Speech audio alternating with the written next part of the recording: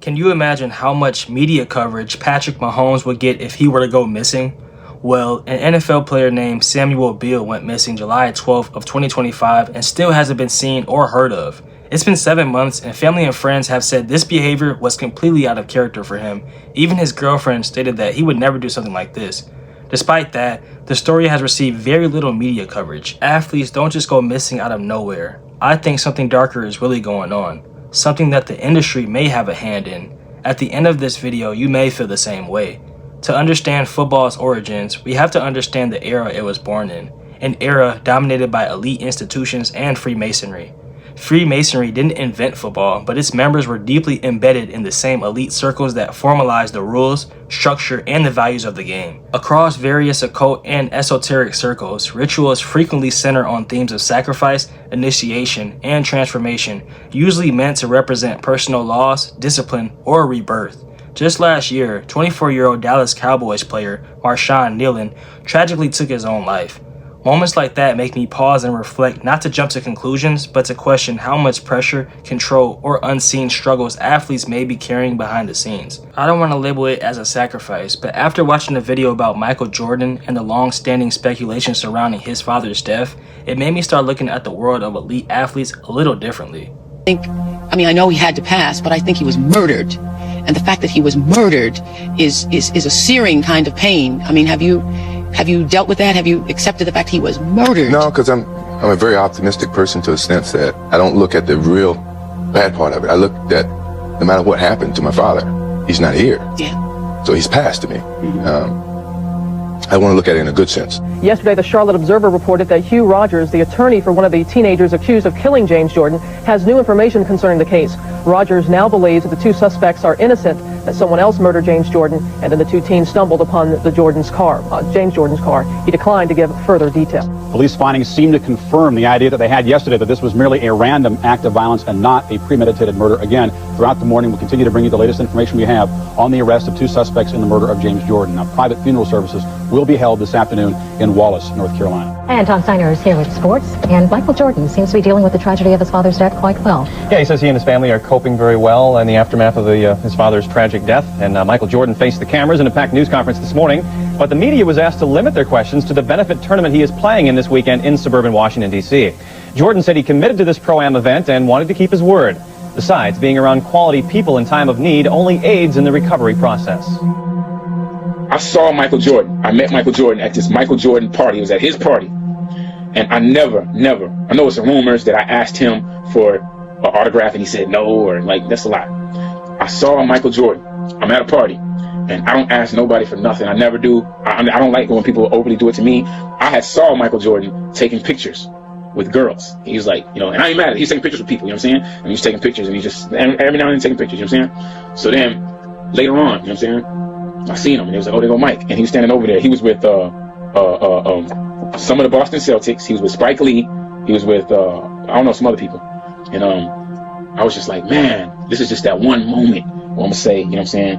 I'm gonna ask Mike for a picture. And then I said, I went over there and I said, hey fellas, nobody was talking, they was just chilling, whatever, right? And I was just like, man, I don't mean to be rude, but Mike, I just want to know if I could get a picture. And then now I understand, I kind of expected him to say no. So I wasn't mad if he said no, but the way he said it, he said, oh, hell nah, man, I ain't taking no pictures with no niggas. And he said it like that, and I was like, I kind of got stunned for a second, because I was like, wait a second, I don't think he heard. I turned back, and my boys were just looking at me like, damn, you know what I'm saying? So I kind of thought that he didn't hear what I said, and I was like, keep in mind, I had just came from a Reggie Bush event. Everybody knows about the Michael Jordan jersey, right? Me and Reggie Bush was doing this event, right? And he was auctioning off these jerseys. So I had to keep on raising my hand and bidding for these jerseys, right? And it was a Michael Jordan jersey, an Allen Iverson autograph, the Shaq, a Vince Carter. There was a whole bunch of jerseys, right? And I kept raising my hand. It was like 1,000. I raised my hand. They said 2,000. And some dude raised his hand. And they said 3,000. I raised my hand. They said 4,000. We kept going back and forth. And then I finally went over to him at 7,000. It was like, hey, man, stop raising your hand, man. You don't want them jerseys. And he was like, I said, man, how about we stop and then we both split the jerseys at 7,000 and we split the money. And he was like, all right, cool. So we didn't raise our hands no more. And then they said, sold to Chameleonaire and that guy right there for $7,000. So the guy tells me that he wasn't even tripping. He didn't even want to get the jerseys. He was just trying to show off to Kim Kardashian, who was on the stage. I was like, man, this dude that made me pay $7,000 for these jerseys, and he didn't even want the jerseys. You know what I'm saying? So anyways, whatever, right? I'm telling Michael the story. I'm like, I just bid $7,000 for a Michael Jordan jersey. You know what I'm saying? Like, and then he goes, you know what? I'll tell you what. you pay $15,000 right now for a jersey from me, and I'll take a picture with you. And keep in mind, Michael Jordan's real tall. He's looking down on me, and I'm looking up at him like, man, I've never been so heated in my life, man. My heart just started racing like, I'm about to steal off on this fool. And I thought about all the times when I used to pause the little video game or the basketball game and draw the picture of this dude dunking. I thought about all the times when I seen John Starks come baseline and just dunk on them fools. I thought about the time when Allen Iverson crossed him over, and I was like, what? But Jordan, how you let Allen Iverson cross you over? Like, big Michael Jordan fan. And it's just the way he did it. And then, who was it? Paul Pierce. So one of them was like, yo, hey man, chill out. That's Chameleonaire, man. He was like, I don't give up. And he cursed. He said, I don't give up, nigga. And I was like, and then you know what I did? I just sat there for a second. I just sat there and looked at him, and then I turned to Spike Lee and I said, you know what? I appreciate it, bro. That's all good. And I shook Spike Lee's hand, and they all had that look like, man, you know, that's just how Mike is. You know what I'm saying? I shook everybody's hand, and then I walked off, and then Ray Allen was over there. And Ray Allen was like, hey man, he took a picture with me. I guess they was kind of do it because they kind of felt kind of like a certain way or something. You know, I took a picture with Paul Pierce and everything, but it wasn't really even that big a deal. I expected him to say no. It's just the way he said it. It was the most rudest. I'm probably not even repeating it as mean as he said it. So after that, I was like, wow, man, this dude must really be, he must feel a certain way inside where he just treat people like that. And keep in mind, when I used to stay in Chicago, a lot of y'all know about I used to stay in Chicago, the people that I used to stay with, they used to tell me all the time that Michael Jordan is bad, man. He just be smoking weed, cursing all day. I didn't believe it. I was like, no way, not Michael. You know what I'm saying? Because the image that he portrayed. And then it was like, they knew because they used to clean his cars. They used to work. When you start questioning what really happens behind the curtain in entertainment and elite circles, it opens the door to alternative explanations. That's why some people view disappearances like Samuel Beal's not just as isolated events, but as potential pieces of a much larger puzzle. 29-year-old Samuel Beal was reportedly missing from Virginia Beach, July of 2025. He was last seen by his girlfriend after borrowing her car to drop her off at a relative's house while he was expected to head to work. Beal later told her that he had instead traveled to Virginia Beach the following day.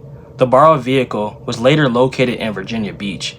Investigators found Beal's shoes and socks on the front passenger side floorboard along with sand scattered across the interior. The entire situation is mysterious. Instead of heading to work that day, he unexpectedly drove to Virginia Beach, where he then vanished without a trace. Do you think the industry could have played a role in his disappearance? After seeing how dark and corrupt certain systems can be, it makes some people wonder whether he was silenced. This story reminded me of a video I made about the mysterious disappearance of a UFO investigator. While there was never any proven foul play, many speculated that he may have uncovered sensitive information he planned to expose. Not long after, he was found dead on a friend's couch. It makes you wonder whether Beal may have discovered something sensitive about the organization he was involved with. There's no proof of that, but the question lingers. Stories like these make you stop and question how much we really know and how many details never reach the public.